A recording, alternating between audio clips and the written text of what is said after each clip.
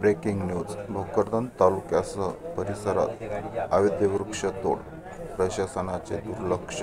सविस्तर वृत्त असे की भोकरदन तालुक्यातील सर्व ठिकाणी पिंपळगाव, पारद, वलसंगी, धावडा, तांगडा वडद, सेलूर, लिहा, आणवा, जळगाव सपकाळ सर्व ठिकाणी अवैध वृक्षाची तोड होत आहे.